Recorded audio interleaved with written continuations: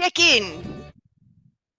Amazing. Thank you, team. So we're gonna do a bit of a check-in, right? And you know how we roll with this one, right? You point your phone, Johan, I'm just gonna kick you off. You point your phone at the screen, right? And you can scan that QR code, or you can go to menti.com. Chantal, we're seeing your screen, not the QR code, sorry. What screen? The desktop screen. How's that possible? How's that possible? Let's see. Like this? Yeah, there we go. Oh, did you see my messy desktop? Got it. Did you see how messy my desktop is? I think I've got like I don't know, a gazillion things on my desktop. All right, so now you want to point your phone at the screen and scan that QR code. Or you go to menti.com and put in the code 18636615. Oh, Kananelo, it's so nice to see your face. And I saw Joy. Joy, I haven't seen in a while. I'm so happy to see Joy as well. And there's Vidiana, there's Faith, Tammy. Oh, surrounded by our favorite people. All right, everybody on the Menti page. Can I go to the first slide? All right, you know what I'm going to ask you? I am going to ask you where you are from. Ooh, I love this. I love this because I have a feeling that there's quite a few people from my favorite place in the world, Kenya. Oh, Greece. Oh, let's all go to Greece, people. It's so cold. It's so cold in Cape Town. I've had like a cold for the last 4 days that I'm not shaking, despite all the whiskey I'm drinking. Oh, look, there's my Nairobi. There's my Nairobi, Botswana, Muizenberg. Oh, amazing. All right. Happiness. Let's go to the next question. How can I rock your world this afternoon? What can I do for you this afternoon? So the topic that lured you here was all about how can you advance your career to the next level? What are those competencies that you can stack up, right? So aside from that, what else can I do? Because I'm here to serve you. Oh, someone who wants motivation, right? Oh, people, this has been a long year, right? We all need a bit of motivation, a bit of like a little flame that we light. We should have had a campfire and some, I don't know, some choppies, some nyama choma. All right, someone needs a wine voucher. Oh, I can definitely help you with that. Definitely, you've come to the right place. Inspiration. All right, what else? What else? Okay, so I'm going to ask you a few more questions, right, to guide me in terms of what I can do for you. Leveling up my confidence. Yo, people, I think it's a combination of just the year's been long, we're tired, we're kind of beaten, right? We've had a few too many doors that we ran into, and now we've kind of lost our motivation and our confidence. So let's see together. Let's see together if we can find it. All right.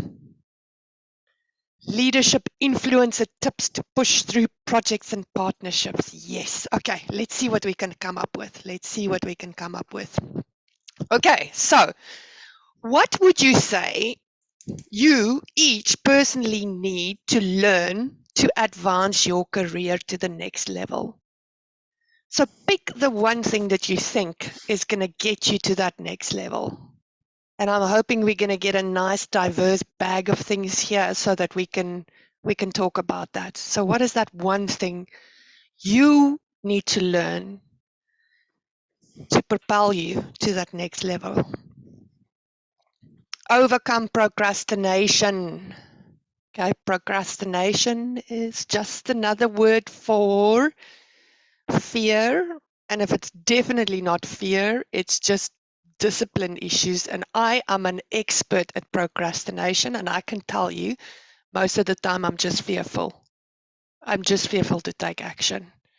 Collaboration skills, yes. And collaboration skills is an interesting one, right? Because in order for me to collaborate with you, I have to have a bit of trust. Right, I have to have a little bit of trust that you've got my best interest at heart. Otherwise, why am I going to give you my ideas? Then sell ideas better. We're going to definitely talk about that. Stakeholder management, we're going to talk about that. Influencing Exco, we're going to talk about the skills. Yes, absolutely. How to take important stakeholders on my design journey with me. Personal branding and telling the CX story. Courageous authenticity. Wow, I'm loving this. I'm loving what I'm seeing. All right, any last ones? That next thing you need to get you to the next level.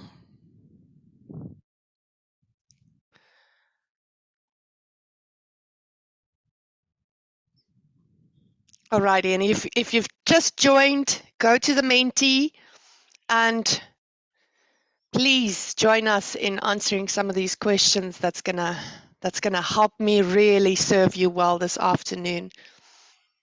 That's an interesting one. Overcoming corporate politics. Yeah, navigating your way around that, right? Corporate politics, just another word for fear, right? There's a lot of fear in organizations, right, that make us behave a little bit like assholes. All right, so confidence, we've got another confidence one, taking my teams with me on the CX journey. Concept writing and project management skills. Oh, bravery to sell myself and influence. Oh, I love that. Bravery to sell myself and influence. Alrighty, fantastic. Thank you so much for sharing with me. So let's quickly talk about, you might have heard about the CCXP, Certified Customer Experience Professional. If you haven't heard about it, I'm going to talk a bit about it in my presentation later, but just give me an idea. Are you a CCXP already? Are you getting ready to write? Are you potentially interested, or you haven't heard about it, but it might be an option one day? Give me a bit of a clue where you find yourself.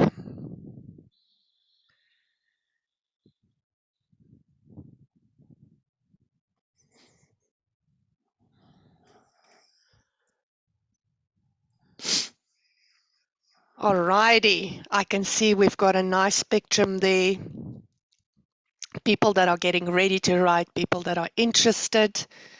Right, so I will talk about the competencies in a little bit more detail later, but I vaguely remember, as a CX professional that I've probably been working on projects for about 4 or 5 years, and I heard about the CCXP, and I really started really preparing myself, and I had to fly to Durban to go and write this CCXP exam. And I was so nervous, and I funded this out of my own pocket, like many of us do when we do these things, right? And since then, really the doors that it's opened for me is it's helped me become part of a community. So wherever I travel in the world, I go on LinkedIn and I go and search for CCXPs in that area, and I say to them, do you want to have a coffee with me, or do you want to come for a glass of wine with me? I'd love to meet some interesting people, and I've met some of the most fabulous people around the world. And I think that for me has been really the thing about the CCXP that I've thoroughly enjoyed. All right. So we're almost at the end of the questions, right? But I wouldn't be practicing what I'm preaching unless I really hear the voice of my audience and let them help me serve them in the best possible way. So tell me, what's your favorite way of learning? If you've got to learn something new, what's your favorite way of learning? Obviously, aside from hanging with Brand Love, right? Many of you are students of Brand Love, so reviewing examples, I love that. Case studies, examples, inspiring stories, videos, presentation, gamification. Yes, do we have a few Penguin Penthouse owners in the room? Yes, Lydia, you're a Penguin Penthouse owner, if I'm not mistaken. Yes, absolutely. So we love gamification, right? And it's not about winning or losing. It's about having just having some fun and having some banter. All right, so we've got role plays, interactive engagement, practical assignments, presentations. Yeah, we know that some of you, if you ever had to lose your day job, you've got definitely a booming acting career. That might just happen, right? Because we've seen some of you perform in our classes, and we know that you are multi-talented. All right, fantastic. And then I think we are almost, oh, yes, when I prepared this, I threw this in there because, the amazing thing is we always work with such groups of talented people, just incredibly talented people. So tell me what you think your gift is that you can teach other people. Because I must say, my biggest joy of, you know, presenting first customer journey mapping, customer journey architect, and now CX mastery has been learning from all the diverse people that come from all around the world, right? Because everybody has different experiences. Everybody comes from like different industries with a different background. Amazing. So there's someone that's a communication ninja. We've got some listening people with extra supersonic listening in the room, how to keep calm. Oh, the person who said that, please, you need to stay on at the end and please teach me that, right? I really struggle with keeping calm. I always overreact. How to do really actionable user research, amazing. There's there's 3 people that can stay calm in an argument. Holy moly. Yeah, we've got a whole lot of calm people. I can tell you I have not been calm this week. So, public speaking, storytelling, the power of executing. I also call that getting shit done, right? So, we've got a getting shit done expert in the room. Amazing. Lead generation and cold calling, creating beautiful presentations, invitations, and notifications. Oh, wow. Look at that, right? So, again, here we're sitting with a mixed bundle of like hardcore skills and then some of these softer things like empathy, like staying calm, bringing a calm vibe to the room, teaching teams how to focus and practicing consistency. All right, fantastic. Thank you for helping me answer those questions. And I have prepared a few things that I want to show you this afternoon, and it's probably going to start a bit with, my own personal journey. I remember in 2007, I was called in by my executive team, and they said to me, Chantal. And when they pause long enough, you know there's trouble coming, right? When the pause is longer than 3 seconds, you know there's trouble coming. And I said, yes. And they said, well, you know that pillar in our strategy that's called customer centricity? We need your help with that. I was part of a strategy unit and functioning as a management consultant. And I said, sure. They said, well, we need to write in the annual report that's coming up how customer centric we are. Can you tell us? I said, no, I can't tell you. Your customers have to tell you. We need to really get a lot closer to our customers. And that started my journey in customer experience. How awesome. How awesome that they picked me. I'm so grateful. But I found myself, like many of you, in those early days with no budget, not much executive support. They actually just wanted to write in the annual report. I don't think in the early days they didn't really have a deep commitment with getting super customer centric. Does that resonate with any of you? So I had no budget, not real support, no understanding of what I needed to do, right? I was a complete, when I said, yes, I'll take on the program, I was a complete imposter because I had no clue what I was doing, right? And then I convinced my boss that I need 3 books on customer experience. Otherwise, we both going to look like idiots, right? So I bought 3 books, right? The books I bought was Pine and Gilmore's book on how customer experience is like stage play. I bought Colin Shaw's book and I bought Lou Carbone's book. Those were the 3 books that they allowed me to buy, right? And then I started stalking these guys, right? So I went and I learned from the best and I found mentors. And I want to share with you just the competencies that I found in the last 15, 16 years that I've been doing this that have really served me well. And that has brought me, the incredible people that I see in the room. I mean, you're here, right? Because you want to learn. You're here because you're part of our community. So let me share my iPad with you because I thought I'm definitely not going to do boring PowerPoints.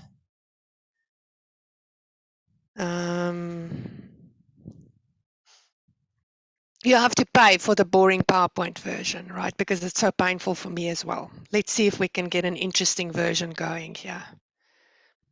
Oh, it'll help if I'm trying to share my iPad, but it's on airplane mode because it was not charging fast enough. There we go. Now you should, in a few seconds, you should see my screen. You seeing it? Not yet. Not yet. All right. And now you should be seeing it.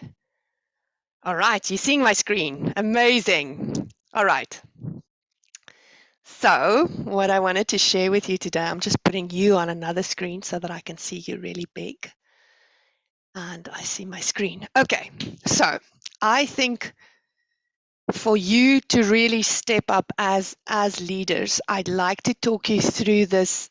Let's look at it as a bundle of different options. So in every role, there's technical competencies and there's relationship competencies. And I believe that the technical stuff related to CX is like easy peasy, right? It's the more relationship things that are the challenging things. You all work in, some of you, large organizations with a lot of complexity, a lot of legacy, and a lot of both technology and process challenges, right? And now we're trying to make another change in those environments that's already complex. So I also looked at the word competency means that we have the ability to do something successfully and efficiently. And so many times in my career, I didn't set that target. What does it mean to be successful? What is that victory condition, right? Because if we don't think about that before we set out to do something, often we feel like we're never good enough because we actually didn't set our target. That's one of my most important learnings. I think even this year is to say, like, where are we going, right? The journey's awesome, but I never know when we're really at the destination. So setting that target, when is it successful? When is it done efficiently? So I want to bring up the CXPA's model for these competencies that's really important for a customer experience professional. And what I've done, let me just quickly see if I can find a different pen to write with. Oh, I can't tell you how much I love this app. All right, so what we find is we've got, kind of starting here, we've got customer experience strategy, we've got customer-centric culture, organizational adoption and accountability, measurements, metrics, and return on investment. We've got experience design and innovation, and then voice of the customer, insight and understanding. And often when we look at a customer experience team within an organization, you've got people that are specializing in these areas. And then sometimes you've got your chief experience officer, and they're sitting there in the middle and they have an amazing team around them that can get the stuff done, but they also have a broad knowledge of how to impact this in the organization. Right. So I want to go through each of these competencies. And since this model was developed, the CXPA have also merged two of them. I think customer-centric culture and organizational adoption and accountability, they merged. But I really like these 6 because I think it's, if you are aiming to write the CCXP exam, you need experience and knowledge of all of the 6.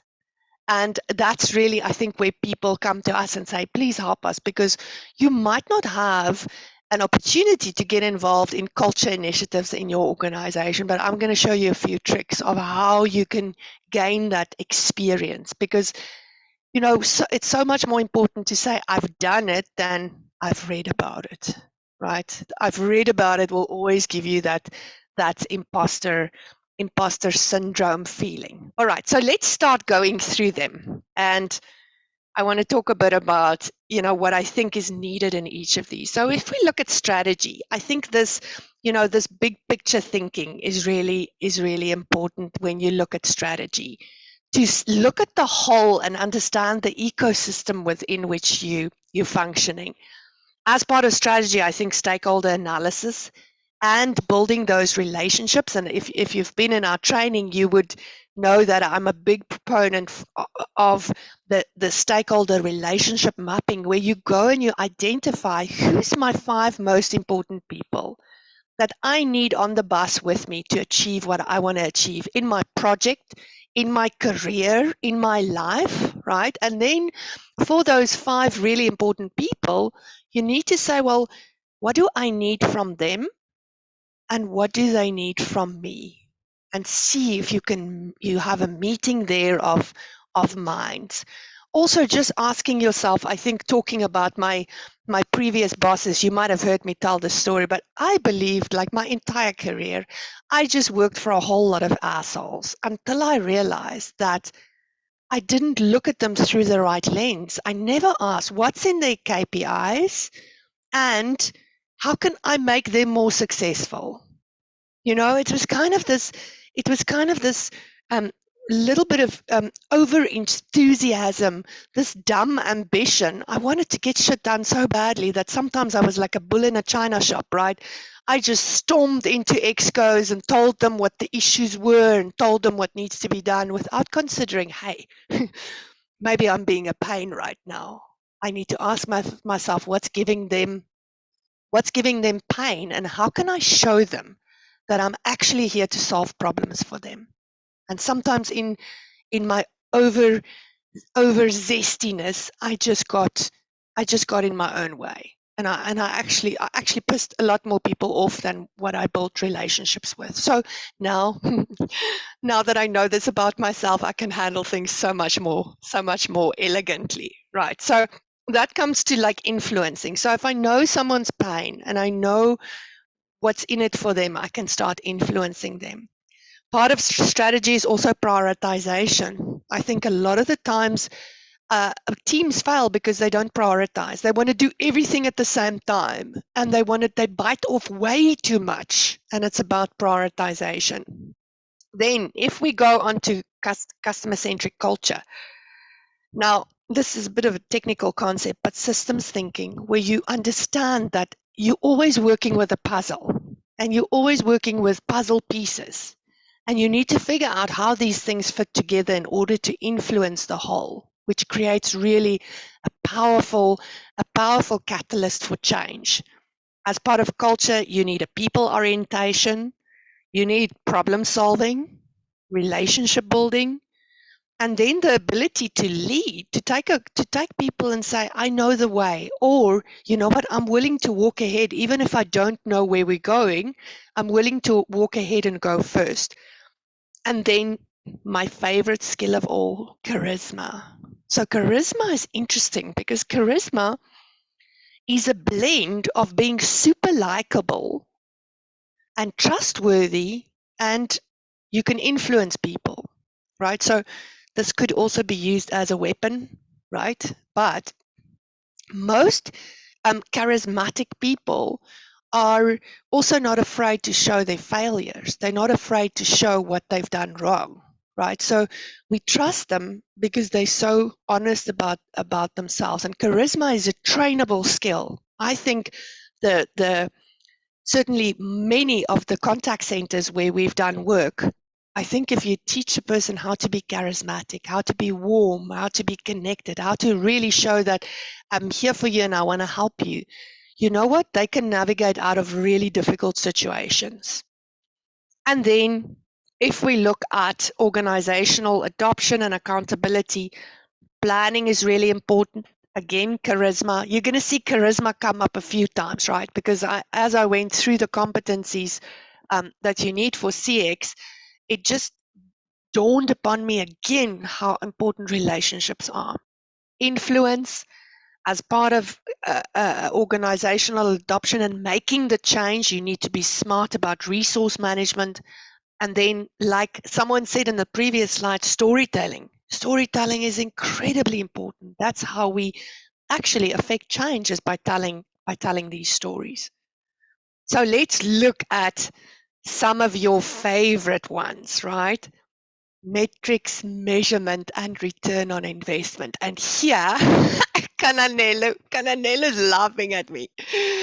Cananelo, so let me tell you, right? I was probably in a 10-year-long battle with most of the CFOs that I worked with, right? And I thought, oh my goodness, I cannot understand that you get born and eventually you turn into a CFO and you just become a total asshole, right? I just, like, they would frustrate me so much, and the questions they asked, I struggled to answer it until one day, Cananelo, I had a coach, and this coach said to me, Chantal, and then they pause, then like 3 seconds, there's some trouble coming. And this coach said to me, Chantal, I don't know why you're picking this battle with the CFO, but you know what? They're actually just doing their job. They're asking you the questions that they should ask you. They are mitigating risk for the organization. Chantal, what's standing in your way of answering their questions? And I said, well, it's taking too much time. But actually, my problem was that I'm fearful of the question because I held the belief that I'm not smart enough to calculate these things, that I'm not smart enough to work on the models that I should be working on. And that's all nonsense, right? All nonsense. It's all stuff that I just fabricated and told myself. So, as part of this metrics, measurements, and ROI, what's really important is that you know how to build a business case, right? And a business case just says, this is what I want to do. This is how much I need to do it.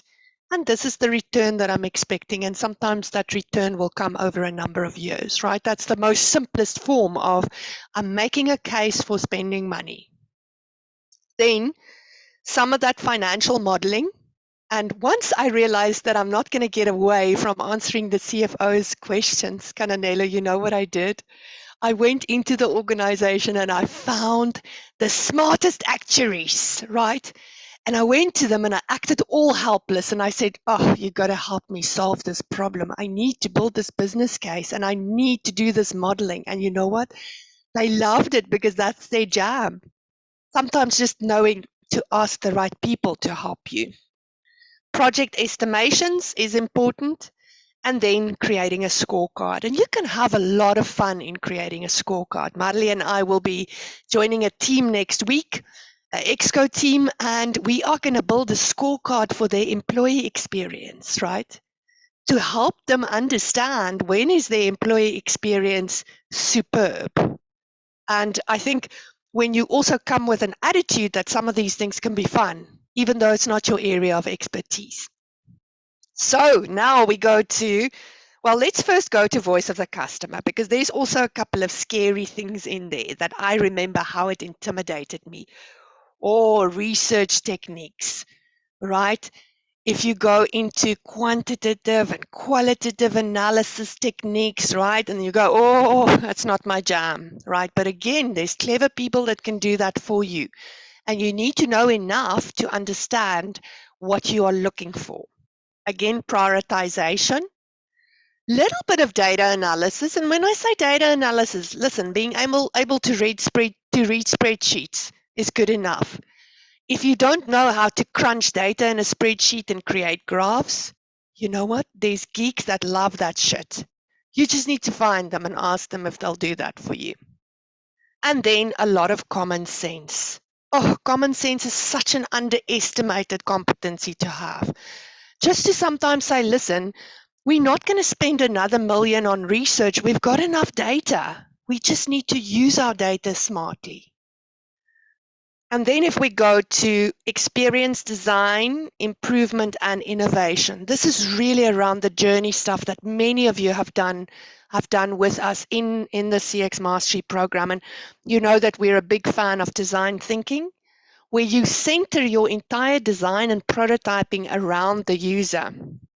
Also, creativity is so underrated. And you know what? I think something happens. I would say at about, I don't know, 5 or 6 or 7, when we are in school and we draw and we have creative projects, and then we start getting more serious, right?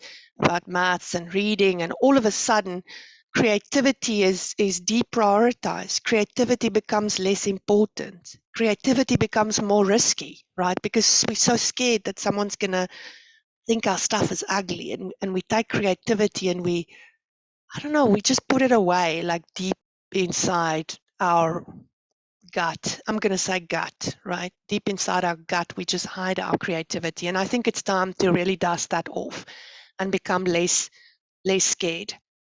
Facilitation is a phenomenal skill to have, right? Whether you are in customer experience or whether you are the CEO of a company, if you're a good facilitator, you can bring people along the journey with you. And then improvisation, right? Because I can guarantee you, you've all been in a meeting where things have gone wrong, right? Or you arrived in the wrong meeting, or you arrived in a meeting where you needed to present something and you forgot, or you didn't know, right? And then we improvise. Sometimes we need to do it with a little bit of honesty, going, oh crap, I didn't prepare for this, but let's give it the best shot possible. Problem solving is fantastic. And then my favorite one, humor. People. We can, if we just keep our sense of humor, we can get so much done, right? We can make boring meetings fun. We can make stupid reports just have a little bit of life if we bring a bit of humor into it, right?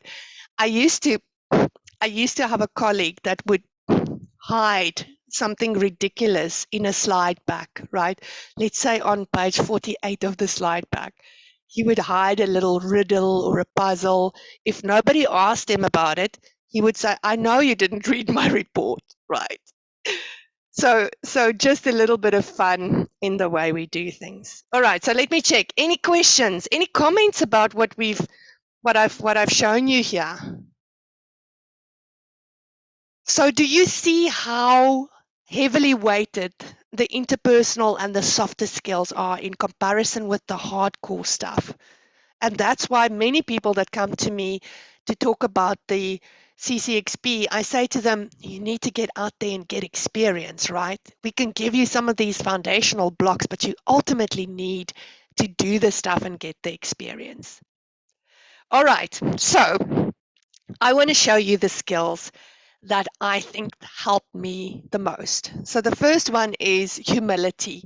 Humility has helped me out of imposter syndrome so many times. Just saying, I don't have the answer. I don't know, but I'll go and find out. I'll find the expert on it and I'll come back to you. Asking the right questions, I think, is a phenomenal skill, how to know how to ask questions. Charisma, I think I found myself in many, many difficult environments where this has really helped me. If I can get people to see my intentions, if I can get them to trust me, I can start influencing them and I can bring a team along on this journey with me. Storytelling, for you that have spent time with me, know that I love stories and that I've probably got the most ridiculous, most embarrassing portfolio of stories that I tell in our courses that reveal so much about me. But the stories all have a central theme, right, of customer experience and how we experience it and how we have the potential to design it. I think being entertaining can get you a really, really long way, right?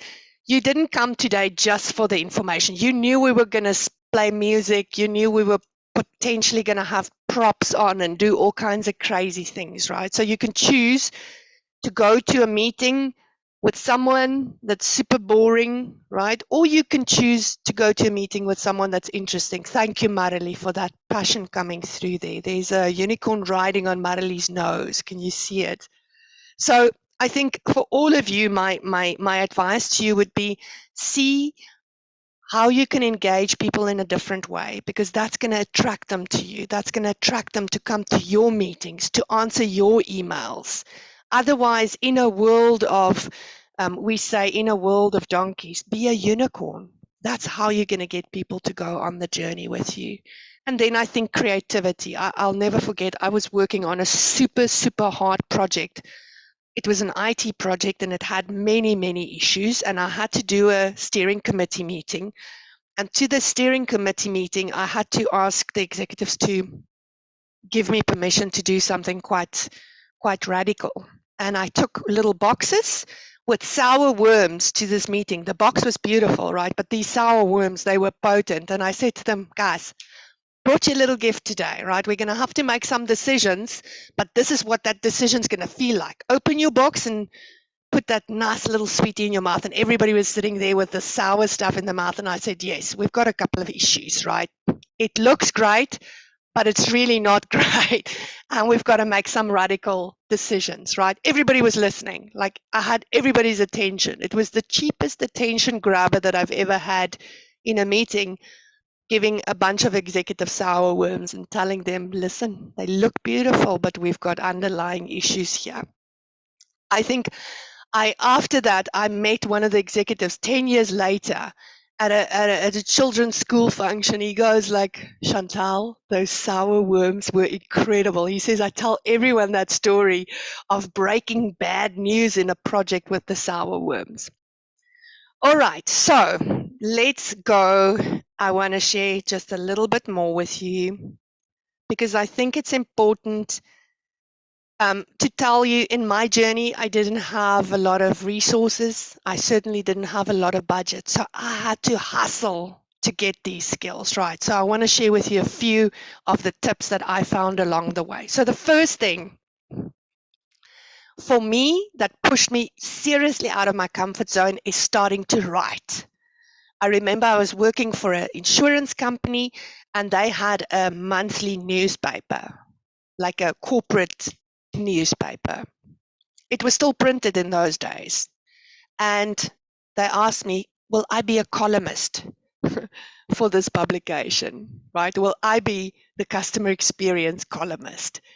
And it was like, I felt like such an imposter, right? But saying yes to that really started me growing my skills, because I had to work on, what were the topics I'm most curious about? How can I add most value to people reading this publication? So I really want to invite you, the things that you're passionate about, the things that you're curious about, start writing, right? And we're not saying a book, we're saying 800 words. Everybody that's here today can write 800 words about a topic that they are curious about, right? Because it forces you to do research. It forces you to express your opinion. So that really, for me, that was a starting point that got me really out of my comfort zone, that got me to be a lot braver. The next thing is reading books. Now, I've got an amazing library behind me, but I'm actually not that good of a reader. Most of these books I've read to chapter 2, right? And then I kind of give up. But audiobooks, that's my jam, right? Because I spend so much time traveling. I love audiobooks. And these days, if you just go on YouTube, you're going to find amazing audiobooks. And then there is podcasts, right? So amazing podcasts that you can tap into, but also eventually to make yourself available as a guest on a podcast. Now, many of you, I know that you are clever and passionate and you would make amazing podcast guests. And then the next level is starting your own podcast. Right now, a bit scary, right? Because I've been there and I've done that, and it becomes a day job, right, to manage a podcast. But again, if you're smart and you're really hungry to do it, you can do it. Then the next thing, and I know some of you are amazing speakers, right? So you can go to conferences, but then you can also speak at conferences. And again, a scary thing to get you out of your comfort zone. But this really gives you an opportunity to practice all of those skills that will make you a well-rounded CX professional. And then volunteer work. There's so many nonprofit organizations that can benefit from customer experience design, that can benefit from understanding their customers better. So I really want to invite you. Volunteer work is amazing. And in this room, we might have people that need things that you can help them with. And I think that's why it's so important to us that we meet monthly with the CX Meetup.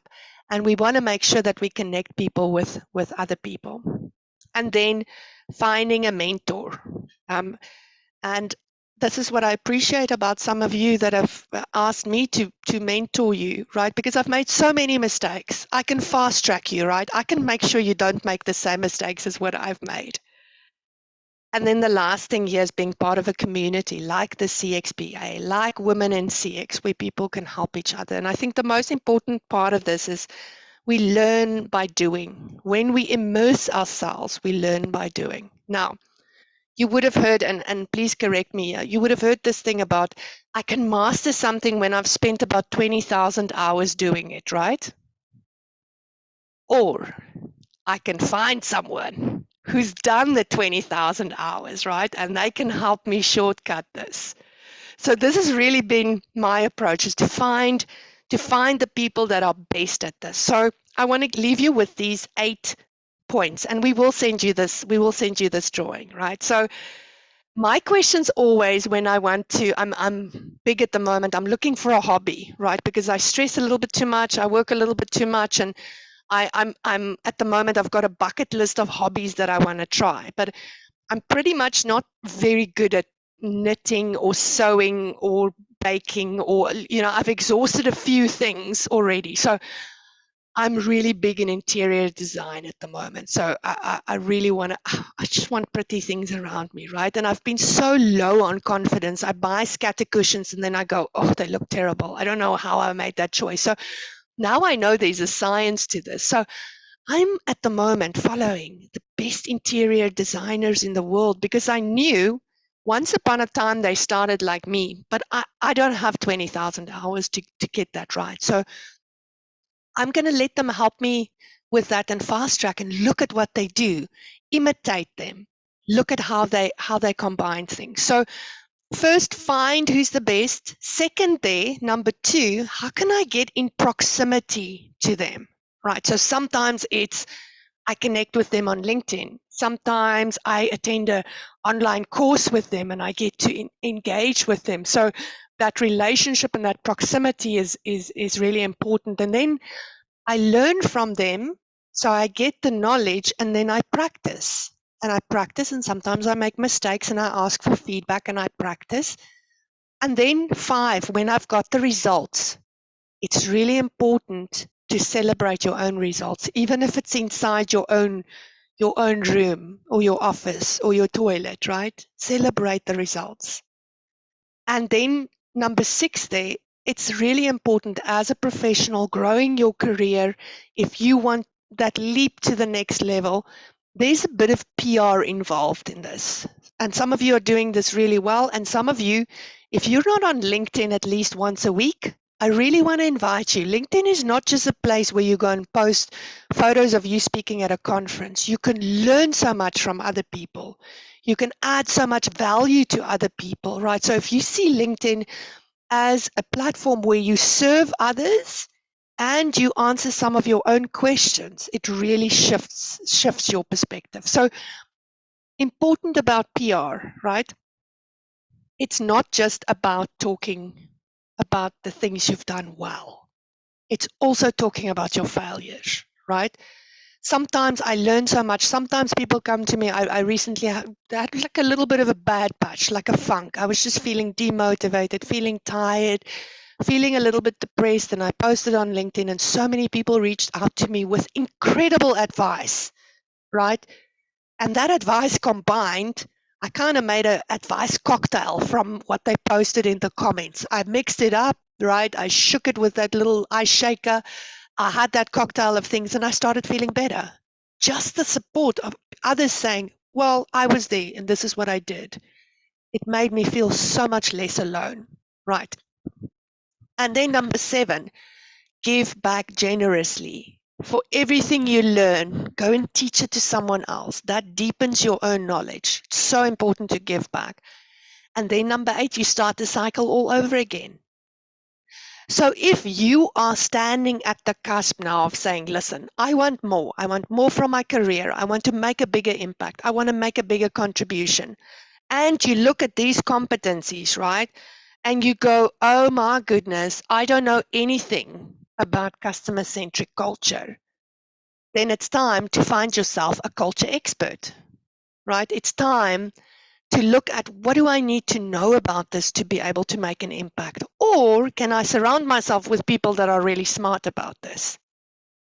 So that's kind of the message I brought you today is like, I think when you are learning, you become more motivated. When you are learning, you're actually creating new neural pathways in your brain that makes you just more motivated, more interesting to other people. I once said to a CEO, he was chatting to me and he said, like, Chantal, we can't quite afford your services, but just give me parting advice. He said, what can I do with my people to get them more engaged? I said, let them take up a hobby in work time. And he looked at me, he goes like, are you insane? Do people pay you for your advice? I said, yes, they pay me a lot of money for my advice and I'm not insane. I said, like, give them an hour to spend on something creative. And you know what? They're going to become more motivated. They're going to love life more. They're going to be more interesting. They're going to be more interested. And they're actually going to think you're not an asshole. Let's just say I wasn't invited back. There was a long pause and I wasn't invited back because I speak the truth, the whole truth, and nothing but the truth. All right, so let's open for some questions.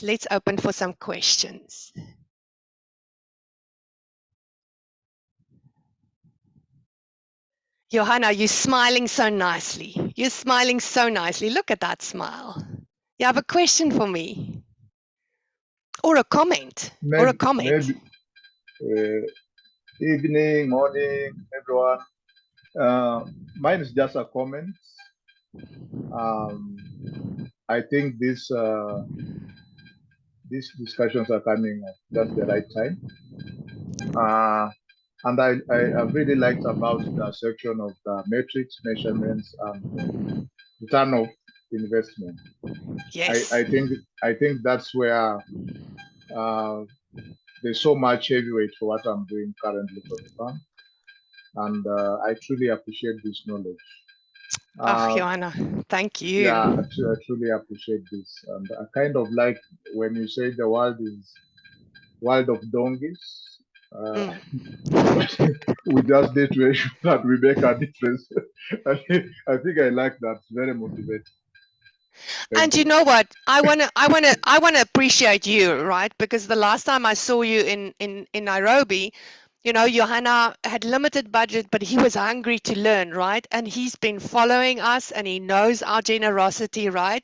He recently got a full scholarship for our Brand Warrior program. And I'm so incredibly proud, Johanna, of your incredible commitment to your own career.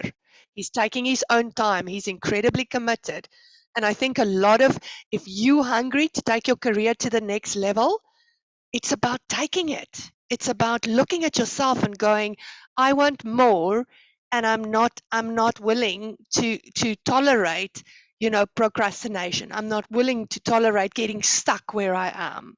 And I think, Johanna, you're such an amazing example of someone that said, like, I'm going to do this, whatever it takes, I'm going to do this. And yeah, I really appreciate you. Other questions, other comments? Lydia, go for it. Awesome. Thank you so much, Chantal. I have a question about influence, charisma, relationship building, that kind of thing. It feels to me, and I will say that my little introvert self might just be, because of who I am, but it feels to me like that's skills that you learn really by getting it wrong a bunch and then getting it right once and then doing more of what you just did and kind of figuring it out that way. I was wondering if you have any suggestions for videos or podcasts or books or anything that's helped you in that space. Yeah, I'm just looking for some YouTube links because I want to share some videos with you. There's a lovely podcast called The Art of Charm. The Art of Charm. I don't have a link to it now, but if you go and search in podcasts, you'll be able to find it. And then there is a lady called Vanessa Van Edwards. Vanessa Van Edwards is like a world-renowned expert on charisma. She's also got an online course which is phenomenal. She's got a few books. I'm going to put a link to a YouTube video of her in the chat. That's just the first one I found, but there's literally hundreds of YouTube videos. What you actually want to find is there's a video of Lewis Howes. I'm just going to see if I can find it. Lewis Howes interviewing Vanessa Van Edwards. I'm going to find it now. And it is ridiculous. It is like an hour and 40 minutes, right? I watched it maybe halfway through and I made like tons and tons and tons and tons of notes, right? I think what's for me phenomenal about these world experts, right? They give so much of their knowledge away because they know they're changing the world, right?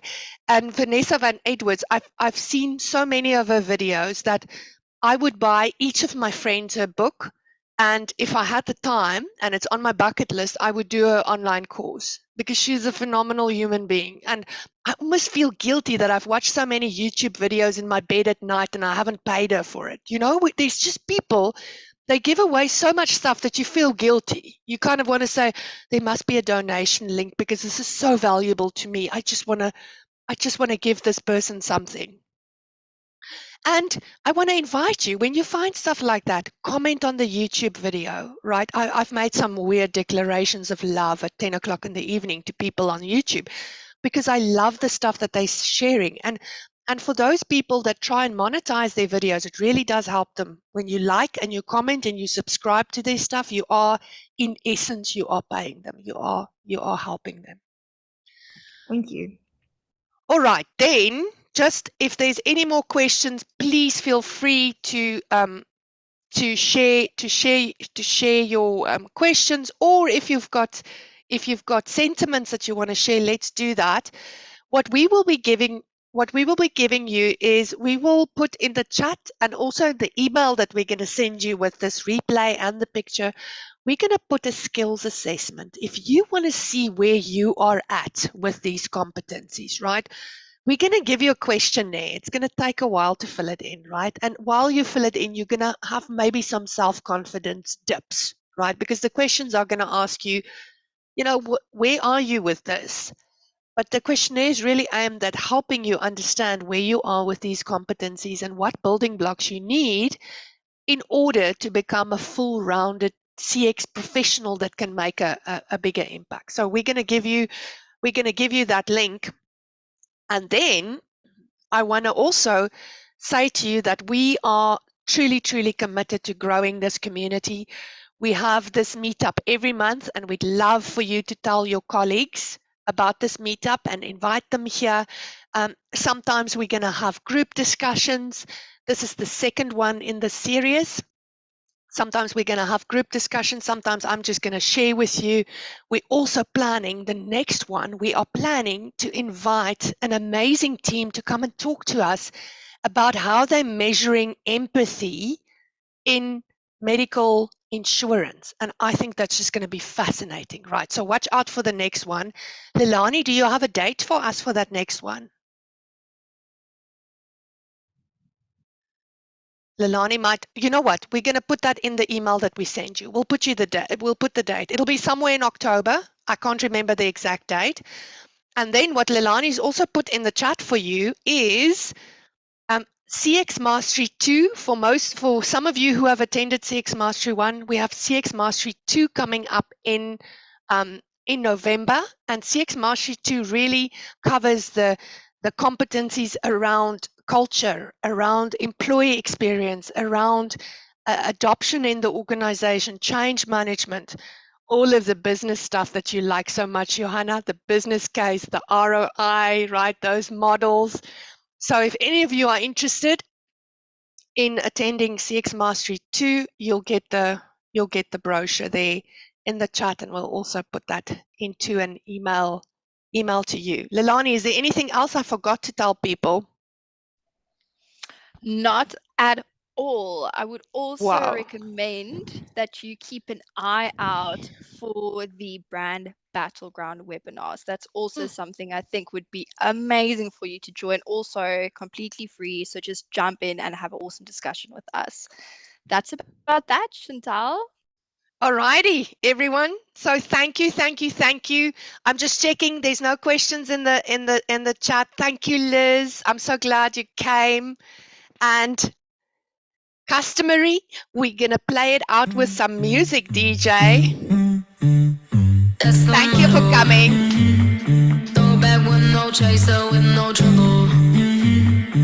Ooh, Wami! Look at Wami. She's got some moves. There's Lebo! Lebo, you've been hiding! Look how good you look!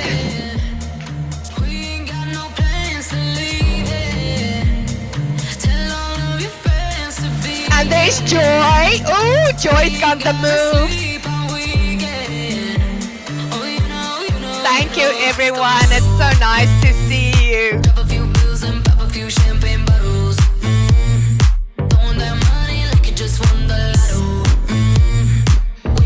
Johanna's eating his afternoon snacks there. Luke, thanks so much for coming. Thanks, Ada. Really nice. Thanks a lot.